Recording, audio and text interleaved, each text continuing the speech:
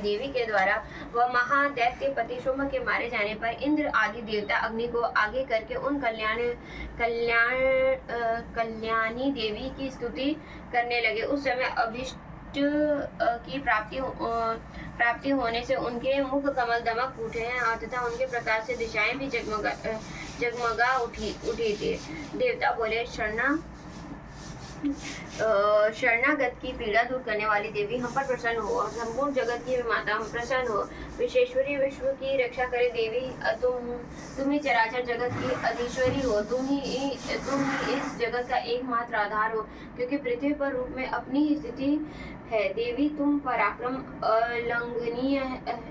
अलंघनीय है। तुम ही जल रूप में स्थिर होकर संपूर्ण जगत को तृप्त करती हो। तुम अनंत बल संपन्न वैष्णवी शक्ति हो। इस विश्व की कारणभूता परा माया हो। देवी तुमने इस समस्त जगत को मोहित कर दिया है। तुम्ही प्रसन्न होने पर इस पृथ्वी पर मोक्ष की प्राप्ति कराती हो। और देवी संपूर्ण विद्या तुम्हारी ही भिन्न भिन्न स्वरूप है। जगत में जितनी स्त्रियां हैं वे सब तुम्हारी ही मूर्तियां हैं। जगदम्ब एकमात्र तुमने ही इस विश्व का व्याप्त कर रखा है। तुम्हारी स्तुति क्या हो सकती है। तुम तो स्तवन करने योग्य पदार्थों से परे एवं परावाणी हो। जब तुम सर्व स्वरूपा देवी स्वर्ग और मोक्ष प्रदान करने वाली हो, तब इसी रूप में तुम्हारी स्तुति हो। तुम्हारी स्तुति के लिए इससे अच्छी उक्तियां और क्या ही हो सकती हैं। बुद्धि रूप से सब लोगों के हृदय में विराजमान रहने वाली तथा स्वर्ग एवं मोक्ष प्रदान करने वाली नारायणी देवी तुम्हें नमस्कार है।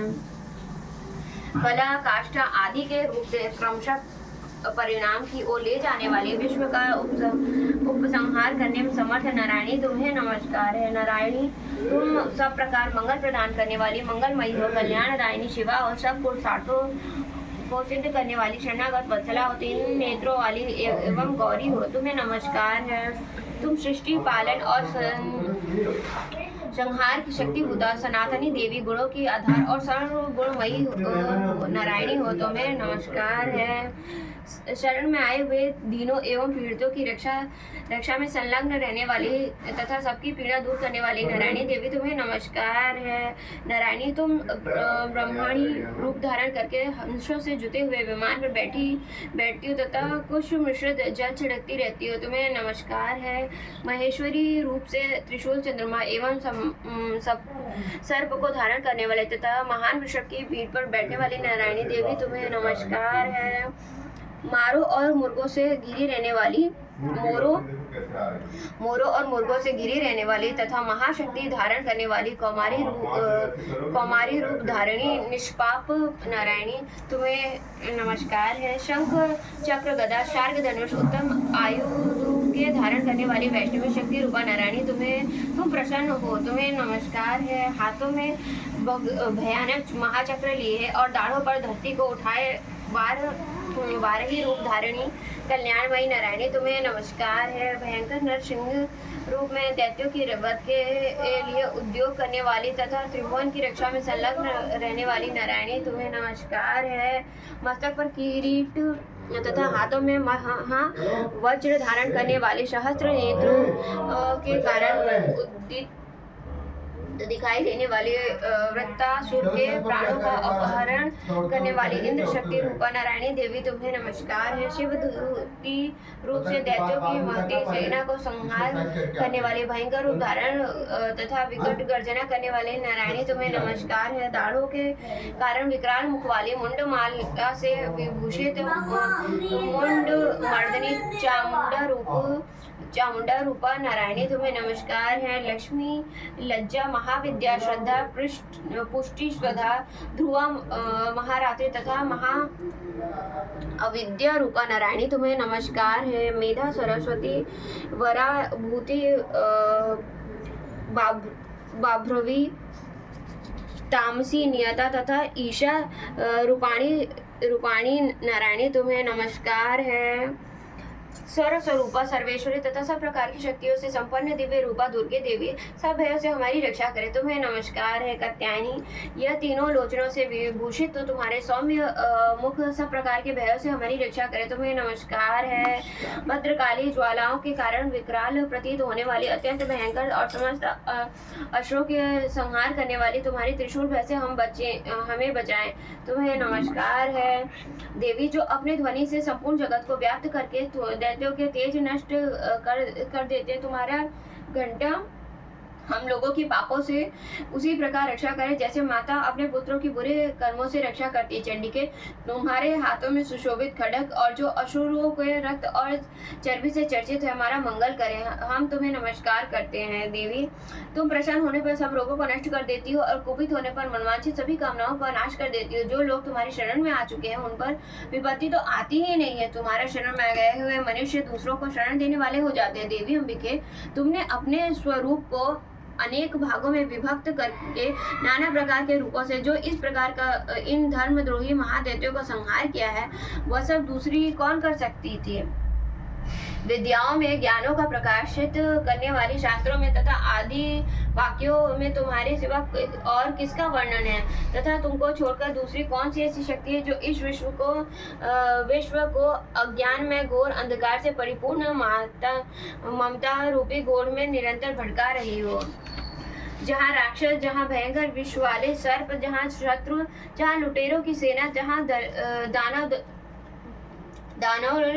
दल हो, वहाँ तथा समुद्र के बीच में भी साथ रहकर तुम विश्व की रक्षा करती हो। विश्वेश्वरी, तुम विश्व का पालन करती हो, विश्व रूपा हो, इसलिए संपूर्ण विश्व को धारण करती हो। तुम भगवान विष्णु विश्वनाथ की वंदनीय हो। जो लोग भक्तिपूर्वक तुम्हारे सामने मस्तक झुकाते हैं, वे संपूर्ण विश्व को आश्रय देने वाले होते हैं। देवी प्रसन्न हो, इस समय असुरों का वध करके तुमने शीघ्र ही हमारी रक्षा की है।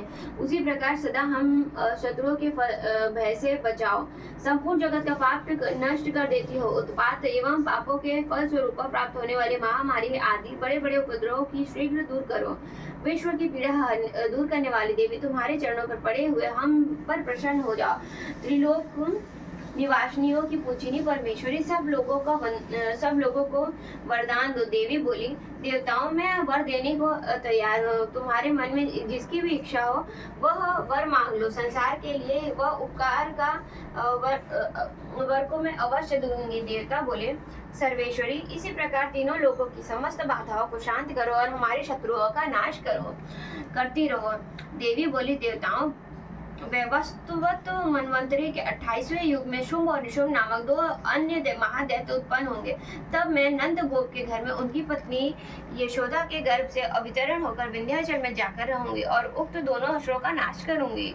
फिर अत्यंत भयंकर रूप से पृथ्वी पर अवतार लिपे वह प्रचित्त नाम वाले दानों का वध करूंगी। उन भयंकर महादैत्यों को भक्षण करते समय मेरे दांत अनार के फूलों की भांति लाल हो जाएंगे। वह तब स्वर्ग में देवता और मर्त्यलोक में मनुष्य सदा मेरी स्तुति करते रहेंगे, मुझे रक्त दंतिका कहेंगे। फिर जब पृथ्वी पर 100 वर्षों के लिए वर्षा रुक जाएगी और पानी का अभाव हो जाएगा, उस समय मुनियों के स्तमन करने पर मैं पृथ्वी पर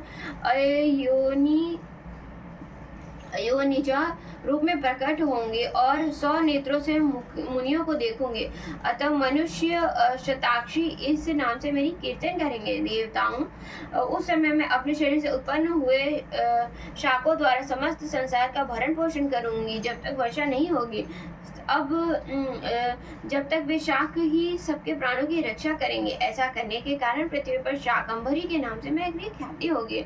उसी अवतारों में मैं दुर्गम नामक महादैत्य का वध करूंगी। इससे मेरा नाम दुर्गा देवी के रूप में प्रसिद्ध होगा। और फिर मैं भीम रूप धारण करके मनुष्यों की रक्षा के लिए हिमालय में रहने वाले राक्षसों का भक्षण करूंगी। उस समय सब मुनि भक्ति से नतमस्तक होकर मेरी स्तुति करेंगे। तब मेरा नाम भीमा देवी के रूप में विख्यात होगा। अब जब अरुण नामक दैत्य तीनों लोक में भारी उपद्रव मचाएगा, तब मैं तीनों लोगों के हित करने के लिए 6 पैरों वाली असंख्य भ्रमरों का रूप धारण करने के लिए उस महादैत्य का वध करूंगी। उस समय सब लोग भ्रामरी के नाम से चारों ओर मेरी स्तुति करेंगे। इस प्रकार जब जब संसार में दानवीय बाधा उपस्थित होगी तब तक अवतार लेकर मैं शत्रुओं का संहार करूंगी। इस प्रकार श्री मार्कंडेय पुराण में सर्वाणी की मनमंत्री की कथा के अंतर्गत देवी स्तुति नामक 11वां अध्याय पूरा हुआ। जय माता दी। बोलिए माता रानी की जय।